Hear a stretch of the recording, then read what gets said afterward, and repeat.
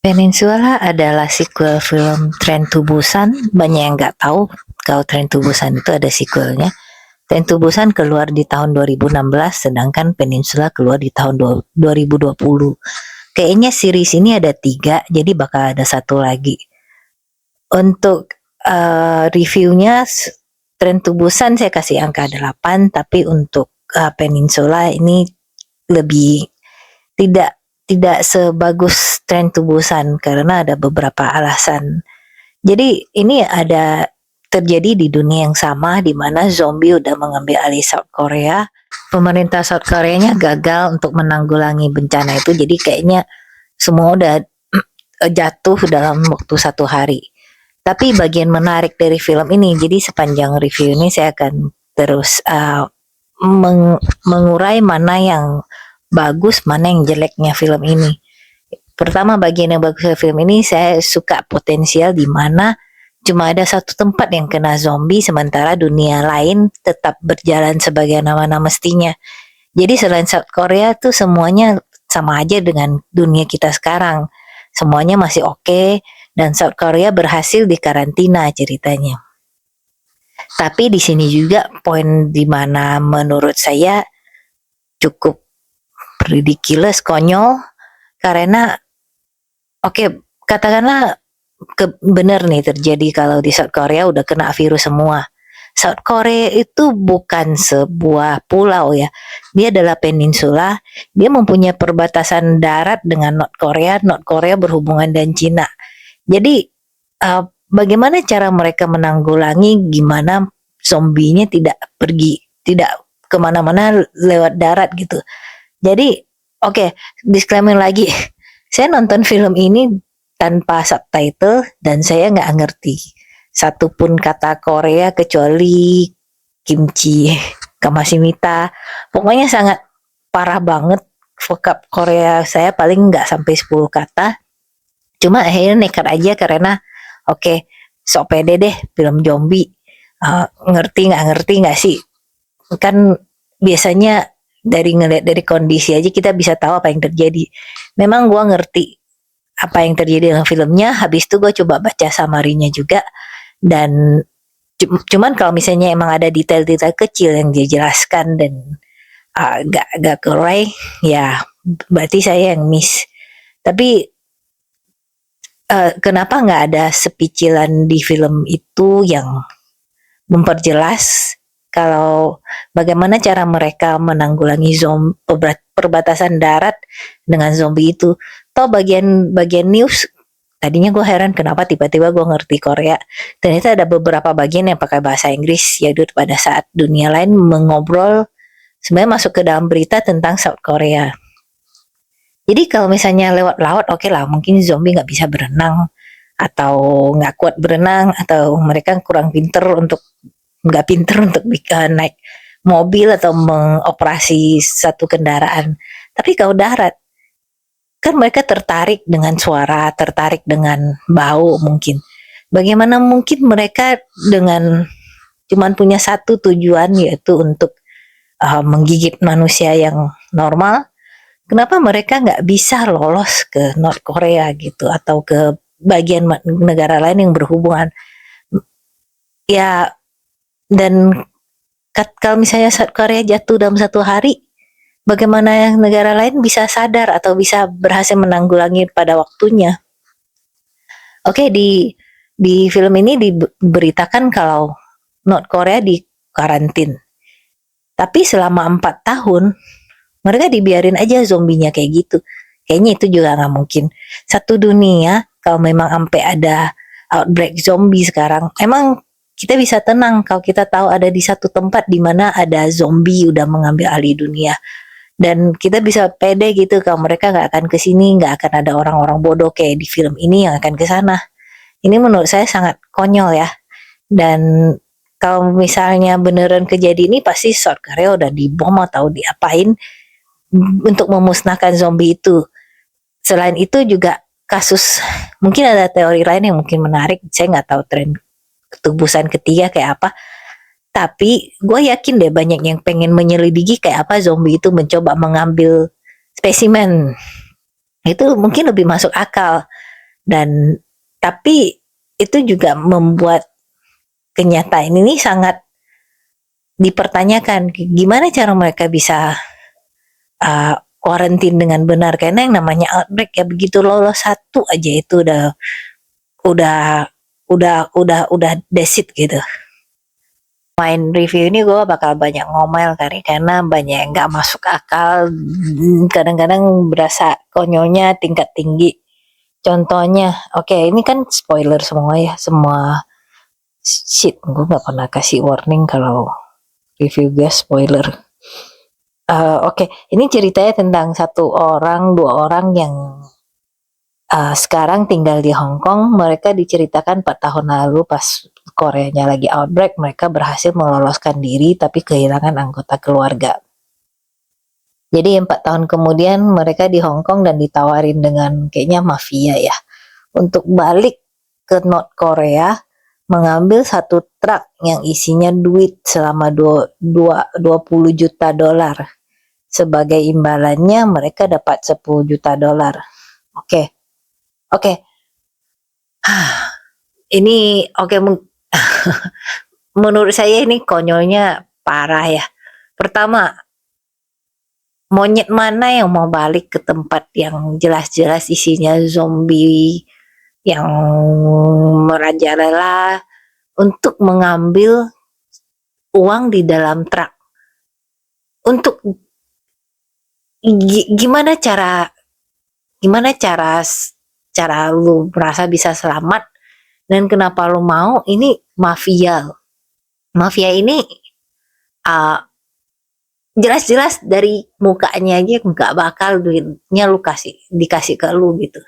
Cuman ya mungkin ada penjelasan lain, kayaknya mereka ada diancam, tapi masa sih nggak ada kabur gitu atau gimana gitu. Ini basically death sentence.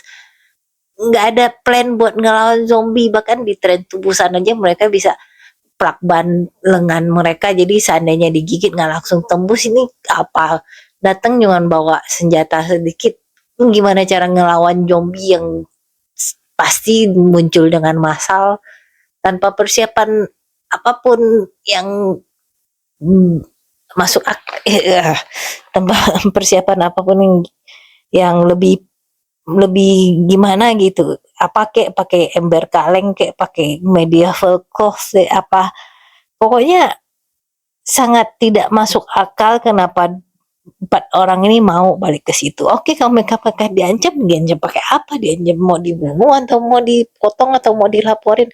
Apa yang bisa lebih jelek daripada masuk ke dalam satu tempat yang udah dikuasai oleh zombie? Dan udah diceritain kalau mereka udah nggak punya keluarga. Apa yang bisa lebih jelek gitu?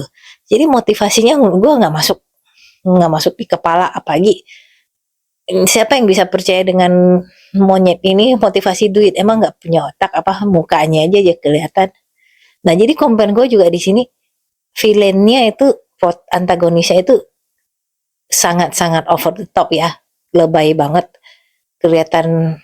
Maksudnya villain yang bagus itu yang nggak terlalu kayak kayak kayak kayak yang berlebih-lebihan gitu loh resenya.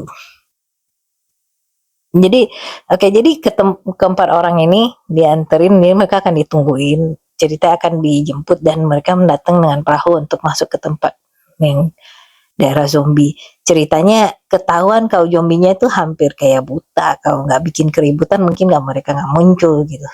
Tapi bagaimana sih?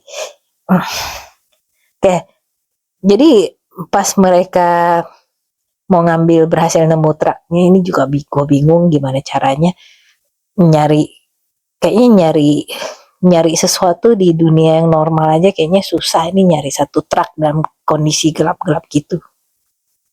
Ya, dari secara setting itu bagus, cuman dari yang lain-lainnya, dari cara mereka bikin tempat itu kelihatannya kayak serem, kayak menyedihkan, kayak mati, kayak apa, itu bagus. Bahkan ada yang kayaknya ada nama daerahnya di mana saya pernah ke sana, cuman sepertinya berhasil dibuat untuk bener-bener kayak apokalips gitu loh suasananya. Dan saya bisa bayangin seperti apa. Cuman herannya ya pas mereka mendarat mereka kayak nggak ngelihat zombie gitu. Gimana emang zombie bisa? Mereka emang ada tempat ngumpet. Mereka emang punya tujuan. Mereka emang uh, bisa ya di sorry di film Son of the Dead atau apa tentang zombie mereka tuh kayak cuman keliaran di mana-mana karena mereka emang ada tujuan untuk gak ada di satu tempat di tengah jalan di itu soalnya ini pas datang ya mungkin ini untuk dramatisasi ya tapi mereka jadi kayak terkumpul di satu tempat gitu atau mungkin karena mereka menuju ke satu tempat yang ada suara jadi terkumpul di situ. Cuman yang namanya kota itu bising di mana-mana. Harusnya ada zombie di mana-mana. Mungkin mereka nggak aktif, tapi mereka ada gitu. Oke, jadi karena mereka karena empat orang ini menemukan truknya, tapi ternyata sopirnya itu bangun. Mungkin mereka tidur kali ya. Jadi akhirnya mereka menarik zombie-zombie lain datang semua. Terus pada saat nyaho-nyahonya pemeran utama, kamu mau tahu pemeran utama cari aja yang ceritanya agak ganteng. Ditolong sama kakak beradik pakai mobil. Dan ini juga satu hal yang gue anggap amat sangat konyol. Oke, ini kakak adik ini ceritanya mereka udah terbiasa kali ya menghadapi zombie. Kayaknya mereka juga udah sok-sok gimana udah cool gitu udah gimana. Tapi bayangkan kalau kalian jadi mereka dan ngelihat ada satu orang hampir mau dimakan sama zombie atau gimana dan orang itu juga luka-luka berdarah-darah kalian tolongin gak? Kalau kalian tolongin bego namanya. Orang itu kalian gak kenal udah berdarah-darah di antara zombie siapa yang mau berhenti nolongin gitu apalagi gak dua orang ini juga mereka selama ini mereka survive dengan ngambil keputusan kayak gitu bisa survive gitu. Oke, ini film ini series ini sangat menekankan tentang orang nggak boleh egois karena ternyata dua orang yang menolong si pemeran utama ini pernah dulu waktu kejadian outbreak zombie pertama si pemeran utama nggak berhenti buat menolong mereka. Jadi mungkin ada moral of the story-nya tuh dulu nggak nolongin gue sekarang gue nolongin lu. Modal kalau moral of the story ini gini ya kalau ada zombie ya outbreak ya yang pinter aja deh jangan yang sok-sok gimana ini mungkin di kondisi yang lebih ideal bisa nolongin orang tapi yang kayak gini ini parah banget ya. Oke, anyway, akhirnya orang yang dijemput karena dia pemeran utama tentunya dia bukan zombie dong. Padahal zombie kalau digigit mereka mungkin belum langsung berubah. Jadi resiko banget dibawa pulang. Apalagi mereka resiko menghajar serombongan zombie untuk menyelamatkan satu orang yang gak dikenal di situasi yang tidak jelas. Oke, terus ada lagi tentang di mana jadi pemeran utama terpisah dengan temennya. Sorry saya nggak bisa kasih tahu namanya. Jadi cuman temennya pemeran utama ini di kayaknya kepisah dan diambil sama satu grup yang bekas militari dan mereka punya markas. Nah ini satu lagi yang juga menurut saya nggak masuk akal. Markasnya ini dijadikan tempat untuk main-main gitu loh. Jadi mereka ceritanya orang-orang yang selamat dari zombie, mereka berhasil ngumpul di satu tempat dan mainan mereka adalah menemukan orang-orang yang bukan zombie habis itu disuruh bertanding sama zombie di satu arena kayak gladiator gitu. Bukan bertanding sih, nah saya dikasih. Mereka enjoy aja ngelihat orang-orang itu digigit dan berubah jadi zombie. Oke, ada berapa hal yang sangat-sangat mengganggu nggak di sini? Saya list aja ya. Manusia itu punya dua, kayaknya punya dua reaksi kalau berhubungan dengan bahaya. Satu, kabur. Kedua, ngelawan. Itu namanya flight or fight. Jadi rombongan militer ini, mereka bukan cuman nggak melakukan dua hal itu, tapi mereka main-main gitu. Oke, mungkin mereka merasa udah nggak ada harapan hidup, jadi ya udahlah, enjoy aja lah, main-main aja lah. Tapi bayangkan deh, dengan resources yang mereka punya, dengan kemampuan yang mereka punya, sekali lagi kenapa mereka nggak coba kabur lewat darat aja atau lewat air kek?